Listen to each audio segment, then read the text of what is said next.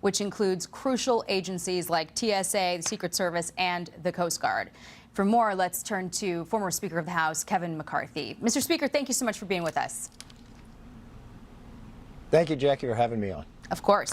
We were just talking in the break about how important it is for these agencies to have funding when you have a heightened terrorism threat with what's happening in the Middle East.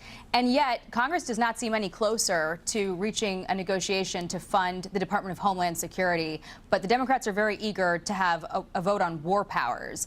Politically, does that help them or hurt them? I think it's a very stupid play by the Democratic leadership. Think for one moment, if there is a sleeper cell in America, it has come through we all know where, during the Biden administration.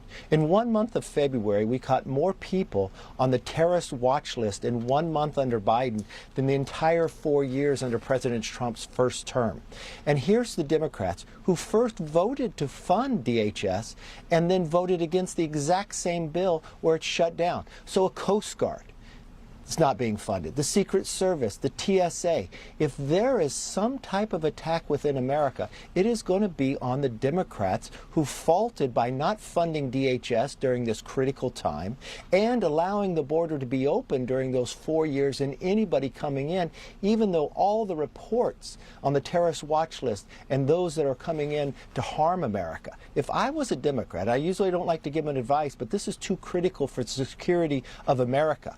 Go back to Washington, fund DHS now. The president has the authority for the next 60 to 90 days to carry out the War Powers Act. And I don't think you're going to see us bombing in 60 to 90 days. Then you could bring it up. But right now, protect Americans in their homeland and do your job. Do you think that Speaker Mike Johnson is doing enough to drive that message home? Well, it's always great to have a lot of people help with messaging. The one thing I always like to do in the majority is make sure you use the majority. The Speaker has a lot of power, much different than in the Senate. You could determine what comes to the floor.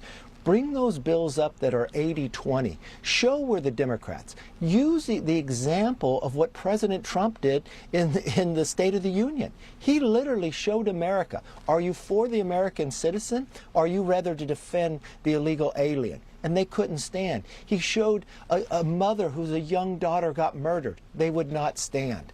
These are the type of things you could do each and every day by their vote. That would change the outcome in this November election where they're posed to be right now.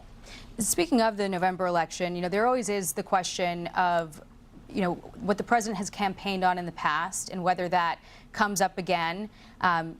There is a faction of Republicans who are concerned about forever wars, and we've heard from the president all the justifications for this and seen successes with operations like the attacks on the nuclear facilities with B-2 bombers and also in Venezuela.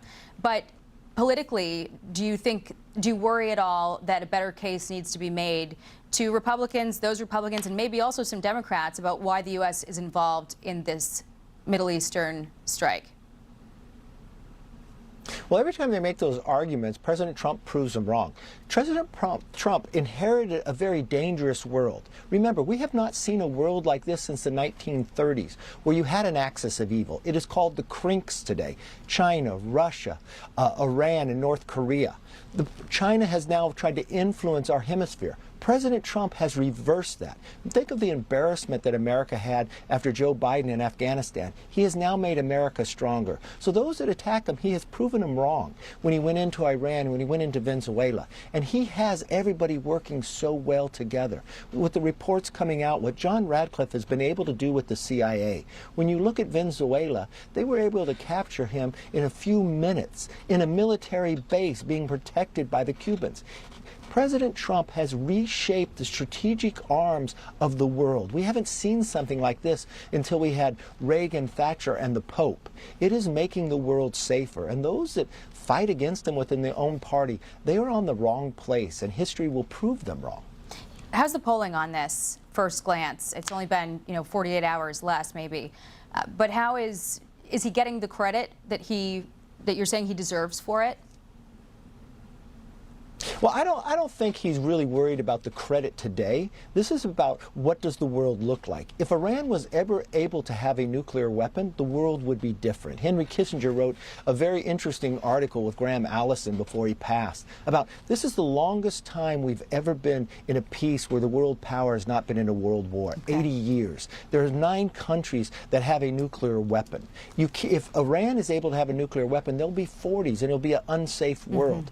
And if President Trump seems to be the only person to actually change the direction of the path that the world was going into, it's much what Reagan, Thatcher, and the Pope did against the Soviet Union. And remember, what he's doing in the Middle East today and why he went there on his very first trip, it was to lower the price of oil, put pressure on Russia to end the war in Ukraine. This really puts a lot of pressure on China, too. It's pushed China out of our hemisphere. China needs 11 million barrels a day. They're the ones that are going to be harmed the most here. Americans becoming energy independent, making sure we're going to get our own critical minerals. China's going to be in a much weaker position because President Trump was elected, and the world is going to be safer. A lot of layers to this. Former Speaker Kevin McCarthy, always a pleasure to talk to you, sir. Thank you so much for coming on. Thank you. Thanks.